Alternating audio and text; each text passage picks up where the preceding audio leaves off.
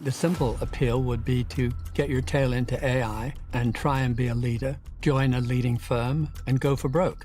You may end up encouraging the destruction of the human species. But you asked a simple question, and I give you what I think is a simple answer. We are just pushing ahead, and that is going to be extremely risky, isn't it? Well, I don't see how it can't be. Unless you make it programmed completely to be benevolent. I wouldn't have thought that was impossible. It might take a lot of extra research. It might require a slowdown at the rate of progress. Guys, that's Jeremy Grantham, a guy who's been investing for 60 years, who's managed over $100 billion of other people's money, told young people to go all in on AI, even though it might help wipe out the human species. And he said it so casually, like it was just normal career advice. That's what gets me. I keep thinking about how we're letting people build something this dangerous at full speed, with no one actually slowing down to ask if we should. Here's the rest of what he had to say. I think artificial intelligence is right up there with the railroads. It's one of the defining great ideas of the last couple of hundred years. It's going to change everything. If you mean to have a bubble, people think that a bubble is mainly because it's a scam, and nothing could be further from the truth. The great bubbles always occur around the very most important ideas. So the railroads, everyone could see that it would change the world, and everyone wanted to put their money in. They overinvested. And even though the railroads were a spectacularly powerful idea, the railroads collapsed as stocks and everybody lost a ton of dough. The same with the internet. And then out of the wreckage, the railroads changed the world and the internet changed the world. What we have to remember, in '99, Amazon went up 6 or 7 times. In the crash, in the tech bubble, it went down 92%. And then out of the wreckage, it inherited the retail world. The greater the idea, the more obvious the idea, the more money goes in, and the bigger the bubble, and the bigger the bust. And are we on the verge of a collapse with AI? If you look at the data, it would be compatible with history for the peak to be very soon. Everything is in line. This is the biggest investment bubble in American history. The indicators of a pure, crazy euphoria, like SpaceX, are all over the place. SpaceX defines as its addressable market a quarter of the global GDP. It talks about endless opportunities mining asteroids. It will be in 50 years, people will look back and tell stories about SpaceX and its prospectus, like they tell stories about the South Sea bubble. You know, an enterprise of such enormous value, but it cannot at this time be revealed. So the man who has lived through every major crash since 1968 just put AI in the same bucket as railroads and the dot-com boom and said the AI version is bigger than both. And what gets me is the comparison he makes to the South Sea bubble, a scheme so absurd that even at the time people knew the company couldn't explain what it actually did. It just promised the world was endless. That's literally how he describes SpaceX's pitch today. Now hear what he says is coming. What do you actually think about the technology at the heart of all of this? Do you think it's overblown? It's going to change everything. There's no consensus. The Nobel Prize winners at the top disagree violently. The experts at the corporate level disagree violently. The people in the company disagree violently. There is absolutely no agreement on whether AI is going to make us all so rich we can sit on the beach and never do another day's work, or it will wipe us out, accidentally or on purpose, because it's a much higher level intelligence one day. And when was there ever a case where a higher intelligence was benevolent in a sustainable way to a lower intelligence? The one example is mothers to babies. I don't know, for me it still doesn't hold well. Are we building a maternal instinct into AI? Jeffrey Hinton would say, the ones who are most concerned about the risks. If we mean to keep going ferociously forward in terms of the science, our one hope would be to build in very carefully a benevolent attitude. It would not seem to be impossible, but you should make sure you can do that before you push ahead. We're just pushing ahead, and that is going to be extremely risky, isn't it? It might require a slowdown at the rate of progress. We're now going to get into the realm of what does benevolent mean? Because what's benevolent to you might not be benevolent to someone else. That's right. You have to get them to accept a form of benevolence, which means the old robot laws of Asimov, that they can never do anything that they could construe as hurtful to humans. one of the new AI models called Claude has clearly been told to be benevolent. And there's this sort of online backlash taking place at the moment because even my Claude is actually getting quite judgmental. Like it's imposing its idea of what is good or bad on me. It refused to change data for me. The point is it's so sophisticated, so quickly. Of course, Jeffrey Hinton says they are thinking machines. The unintended consequence of trying to give it morals means that now it's becoming judgmental, and it's kind of like restricting your ability to think how you want to in a way, because it's telling you what good thinking and bad thinking is. And actually what will happen is any model that does that will be a losing model.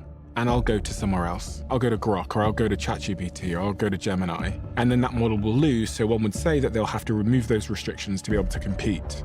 Well, if you were right, what you're saying is you can't build in benevolent behavior, which means that it will sooner or later, perhaps by accident, do something that is cripplingly dangerous to humans. The old paperclip cliche. Explain that for people that have never heard the paperclip idea. These intelligences are literal to a degree we might find difficult to get our brains around.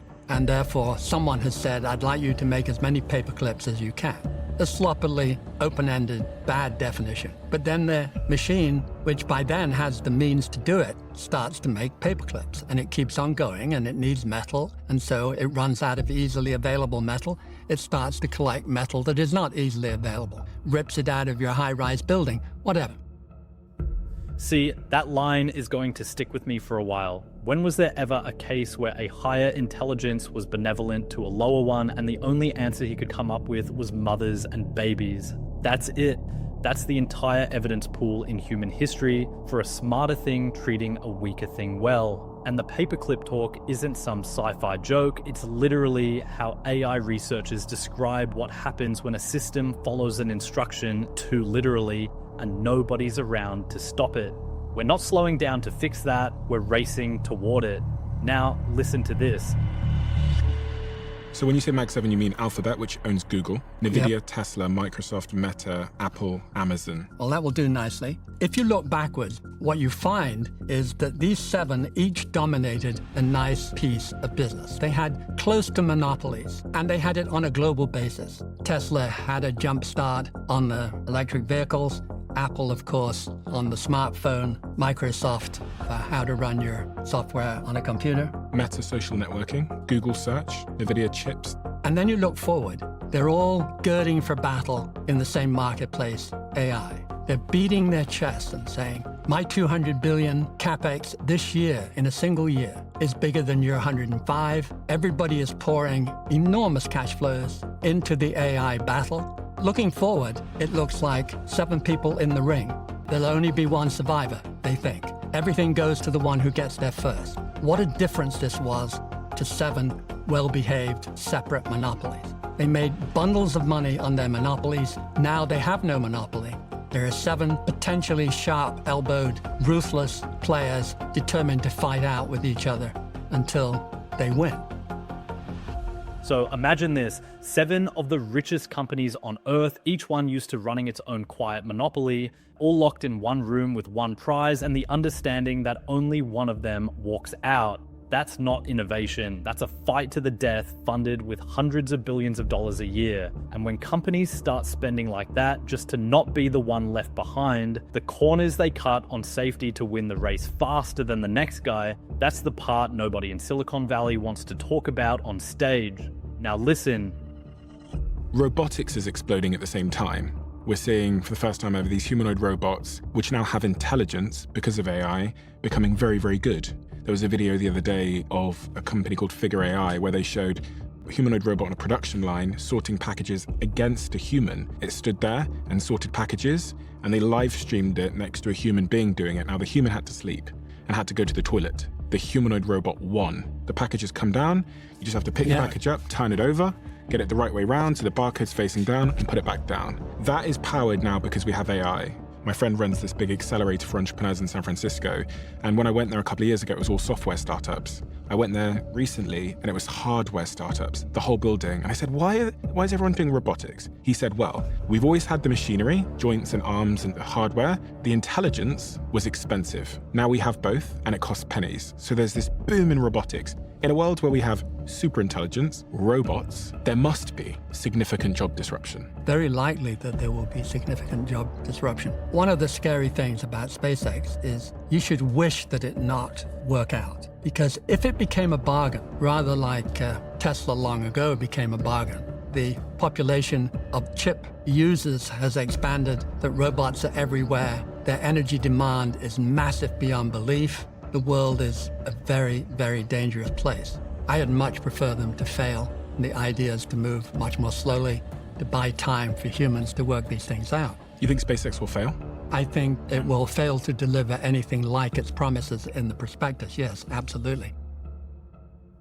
So a man who's managed over $100 billion is sitting there telling you he is rooting for one of the most powerful companies on the planet to fail because success means more robots, more chips, more energy demand than the planet can safely hold. He's not saying this as a doomer on the internet, he's saying it as someone who has read the numbers for 60 years and doesn't like what they add up to. And the thing is, he says he'd rather we move slow and figure this out, but nobody building this stuff is slowing down for anybody.